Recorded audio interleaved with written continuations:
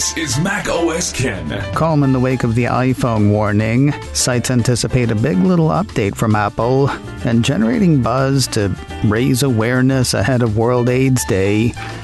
It is Tuesday, the 8th of November, 2022. I'm Ken Ray, and this is news from Mac OS Ken, brought to you by yours truly and sponsored by Ladder. Smart, dynamic term life insurance. Learn more at ladderlife.com/macosken. This show is also supported by people like you, patrons through Patreon. Find out more and add your support at patreon.com/macosken. Let me start by saying I am happy to have been wrong about how ugly things were going to be for Apple on Monday. In the wake of Apple's warning about production of iPhone 14 Pro and iPhone 14 Pro Max and an inability to meet demand, I'd have expected a really bad day for Apple shares. While they did start the day down about 1.5 percentage points, they actually ended the day up about 0.5 percentage point, so basically flat. It was not Apple news that drove or stopped Apple shares on Monday, but other things happening in the U.S. this week. At least that's the indication from CNBC. That site has investors looking ahead to today's midterm elections, as well as the Consumer Price Index report due out later this week. Now, it's probably not totally accurate to say that Apple-specific news had nothing to do with Apple shares on Monday. The company did stress in its Sunday evening press release that while it now expects lower shipments than previously anticipated, demand remains strong. That gave Apple watching analysts a few points to analyze. Apple 3.0 rounded up a number of reaction notes. Raymond James analyst Melissa Fairbanks says things don't look too bad to her crew. Her checks Monday morning showed lead times that had only stretched by about a week compared to last Friday. Assuming production returns to normal later this month, her team thinks the overall impact to results will be minimal for the December quarter, especially given how cautious a lot of estimates have been. Weirdly, Fairbanks has an outperform rating on Apple shares, though no stated price target. Wedbush analyst Daniel Ives seems less optimistic about production getting back on track quickly, though he leans into Apple's strong demand story. Regarding Apple's warning, he writes, with demand remaining firm in the holiday season, we would estimate this negatively impacting roughly 3% of iPhone sales this quarter based on impacted China production supply issues. If Zhengzhou remains at lower capacity the next few weeks, this would cause clear iPhone Pro shortages into the all-important Christmas time period, especially in the U.S. While acknowledging the very frustrating situation for Apple and its investors, he stresses it's a supply issue and related to China's zero-COVID policy, but not demand-driven. He's got an outperform rating on Apple shares and a price target of $200. Evercore analyst Amit Daryanani wishes he had more numbers. Assuming the Zhengzhou facility is running at 50% for 7 days, he thinks Apple's looking at $3 billion in lost iPhone production, or 4% of his firm's forecasted iPhone revenue for the December quarter. Even if the wait stretched, though, probably won't cause anybody to leave the Apple ecosystem. He and his see demand as deferred rather than lost. He's got an outperform rating on Apple shares and a price target of $190.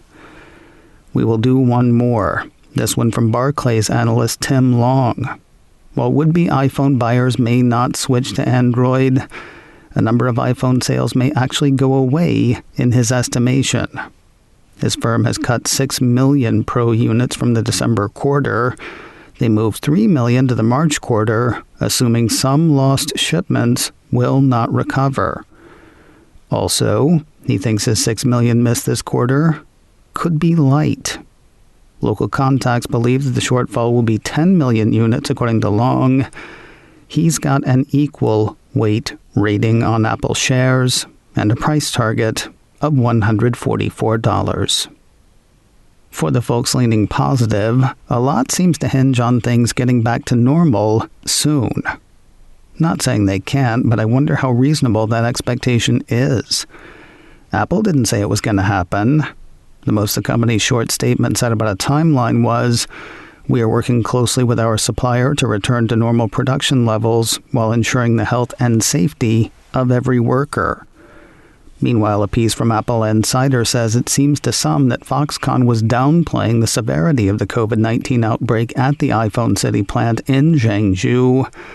Highlighting a report from the Wall Street Journal, the piece has interviews with some Foxconn workers and relatives of Foxconn workers, saying the lockdown started earlier than outsiders knew. Additionally, there are accusations that Foxconn downplayed the severity of the illness, with the company allegedly likening it to a cold. All of this seems to have bred an air of distrust. As employees returned to work after a quarantine, says AppleInsider, some people didn't believe they had all tested negative. Instead, an unsubstantiated rumor claimed it was part of a plan to mix COVID patients with healthy people to promote herd immunity. The last official word had the Zhengzhou facility lockdown lasting 1 week. Assuming that stands, it should end tomorrow, Wednesday, the 9th of November. More news in a moment, but first a word from Ladder, smart, dynamic term life insurance and sponsor of today's show. Did our life insurance talk yesterday give you a case of the Mondays? Well, good news. It is Tuesday. An excellent day to tackle this, yeah, I know, less than fun task. Here's the thing, though. If you need it, setting up term coverage life insurance is really something you shouldn't put off. You've got stuff for your loved ones taken care of right now. Sending them to college, keeping a roof over their head, the big life stuff. If something goes wrong, though, what happens? If you don't know the answer, now is the time to choose life insurance through Ladder. Ladder is 100% digital. No doctors, no needles, no paperwork when you apply for $3 million in coverage or less. You just need a few minutes and a phone or a laptop to apply. Ladder's smart algorithms work in real time, so you will find out if you are instantly approved. So go to ladderlife.com/macOSKen today to see if you are instantly approved. That's LADDER life.com/macOSKen.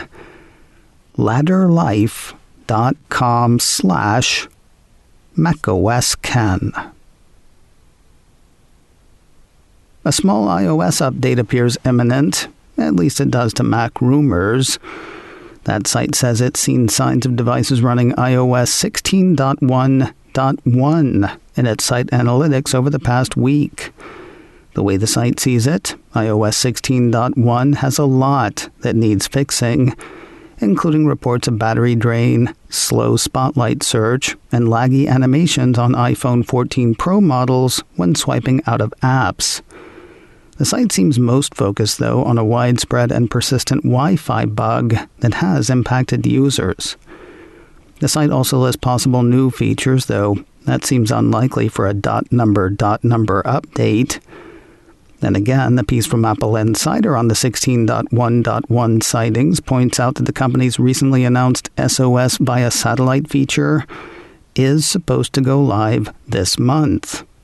AppleInsider figures the .1.1 update should activate SOS via satellite, since no other significant updates are likely in November. Still seems weird for that to hit in such a small update.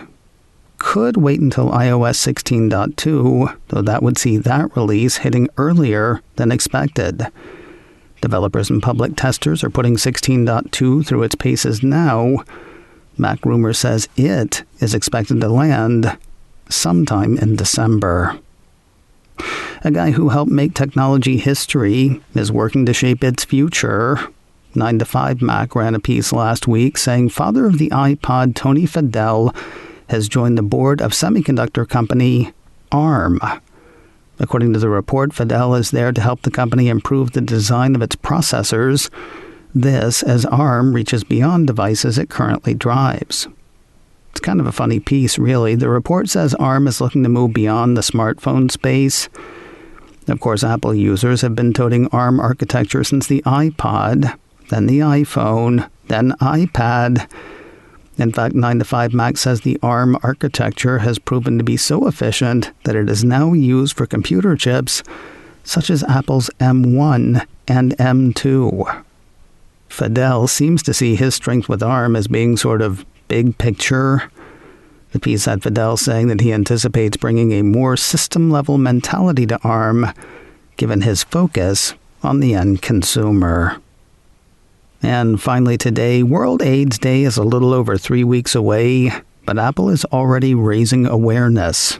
9to5Mac says the Cupertino company is promoting a red edition of the Metropolitan face for Apple Watch. Not just talking about the color red, of course. The piece explains that RED is an organization that raises awareness and funds to fight AIDS. Honestly, the whole thing's kind of odd, like they're generating buzz ahead of raising awareness. While the company has yet to add the new watch face to its website, 9to5Mac says there's already an app clip available that lets you download it to your Apple Watch using the iPhone's camera. It's worth noting that the Metropolitan watch face is already part of the watchOS 9 update, and Apple is simply letting users add a pre-custom red version of it. Frustratingly, the piece does not say where the app clip can be accessed. I couldn't find it on Apple's Product Red site. And again, as the piece points out, the Metropolitan face is already in watchOS 9, and you can customize the colors to make it as red as you want. Plus, your awareness has been raised, so mission accomplished, I guess. World AIDS Day is Thursday, the 1st of December. Later today on the Mac Observer's Daily Observations podcast, TMO Managing Editor Jeff Butts and I talk about how wrong I was regarding Apple stock on Monday and how much we still don't know. Plus, Jeff has been bothered, let's say, by the recent Twitter situation. We'll talk about all that on today's Daily Observations podcast from the Mac Observer, online at macobserver.com or wherever you get podcasts. macOS Ken, brought to you by me and sponsored by Ladder, smart, dynamic term life insurance. Learn more at ladderlife.com/macOS Ken. This show is also supported by people like you, patrons through Patreon.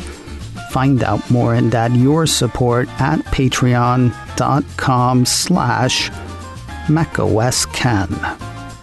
Advertising handled by Backbeat Media, online at backbeatmedia.com.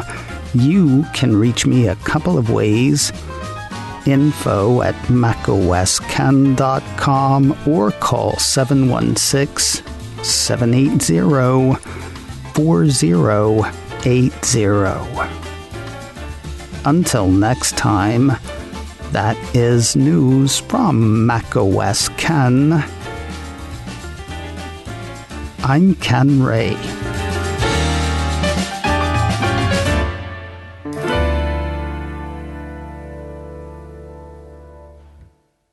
Ciao.